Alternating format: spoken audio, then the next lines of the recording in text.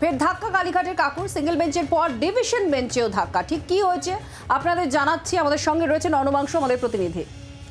অনুবাংশ, ঠিক কি বক্তব্য ডিভিশন বেঞ্চের?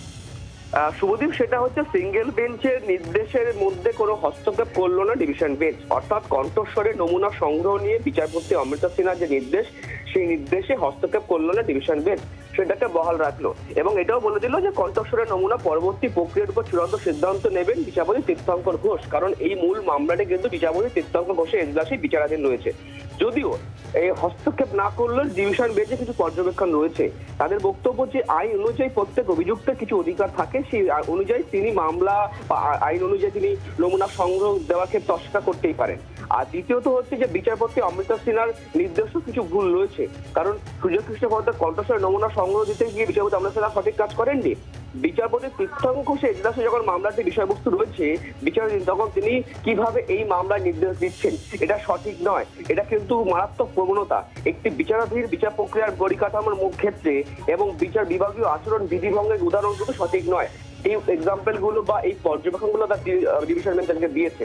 সর্বোপরি এটাই আদালতের বক্তব্য যে এই যে কণ্ঠস্বরের নমুনা, সেই কণ্ঠস্বরের নমুনা কিভাবে ব্যবহার করা হবে কি হবে না তা কিন্তু সিদ্ধান্ত নেবেন বিচারপতি তীর্থঙ্কর ঘোষ। তবে কণ্ঠস্বরের নমুনা ব্যবহারের ক্ষেত্রে কিন্তু কোনো ইন্টারিম অর্ডার বা কিছু কিন্তু ডিভিশন বেঞ্চ দেয়নি। সেই অর্থে কিন্তু অবশ্যই বলা যায় যে ধাক্কা সুজয় কৃষ্ণ ভদ্র অথবা কালীঘাটের কাকু।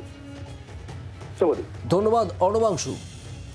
অর্থাৎ কণ্ঠস্বরের নমুনা নিয়ে বিচারপতি সিনহার নির্দেশে হস্তক্ষেপ নয়, তবে মূল মামলা যেহেতু বিচারপতি তীর্থঙ্কর ঘোষের এজলাসে রয়েছে, সেখানেই এই মামলার শুনানি, অর্থাৎ এই কণ্ঠস্বরের নমুনা কিভাবে ব্যবহার হবে তদন্তের ক্ষেত্রে সে বিষয়ে সিদ্ধান্ত নেবেন বিচারপতি তীর্থঙ্কর ঘোষ। এমনটাই বক্তব্য আজ কলকাতা হাইকোর্টের ডিভিশন বেঞ্চের।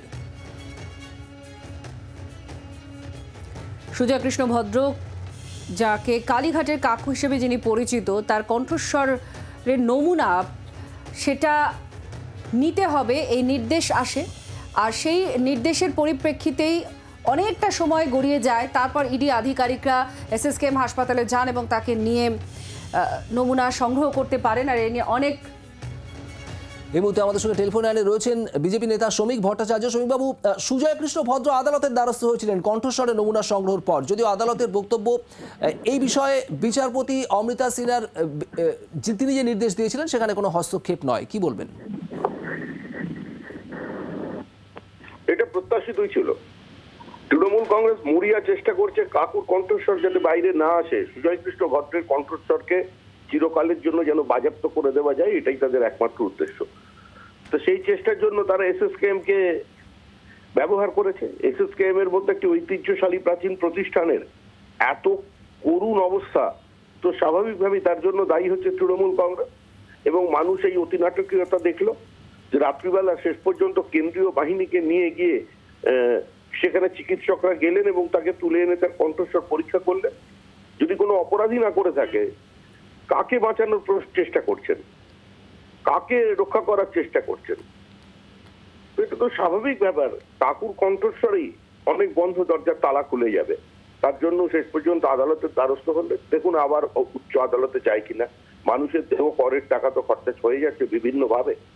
অপরিসীম লুট সংগঠিত করেছে এরা, অপর্যাপ্ত অর্থ এদের কাছে আছে, নামে বেনামে বিভিন্ন জায়গায় সম্পত্তি তৈরি হয়েছে। একদিকে মানুষ চাকরি নেই বলছেন, অর্থনৈতিক দুরবস্থার কথা বলছেন, কিন্তু তৃণমূল কংগ্রেসের নেতাদের অন্তত ঘোষিত অর্থের পরিমাণ যা এবং যেভাবে সেগুলো বেড়ে চলেছে, সেটাই তো যথেষ্ট। এদের জীবনযাত্রা, এদের দৈনন্দিন চলার পথ, এদের সংস্কৃতি, এদের ভ্রমণ কাহিনী, এটা নিয়ে কোনো একটা সময় একটা অন্ধকার যুগ হিসেবে চিহ্নিত করে মানুষ লেখালেখি করবে। ধন্যবাদ শ্রমিক বাবু। বাম নেতা সুজন চক্রবর্তী তিনি আমাদের সঙ্গে ফোনে রয়েছেন। সুজনবাবু, কি বলবেন? কালীঘাটের কাকুর কোর্টে ফের ধাক্কা। আদালত জানিয়ে দিয়েছেন যেটা বিচারপতি সিনহা কণ্ঠস্বর নমুনা সংগ্রহের যে নির্দেশ দিয়েছিলেন সেটার উপরে তিনি হস্তক্ষেপ করতে পারবেন না।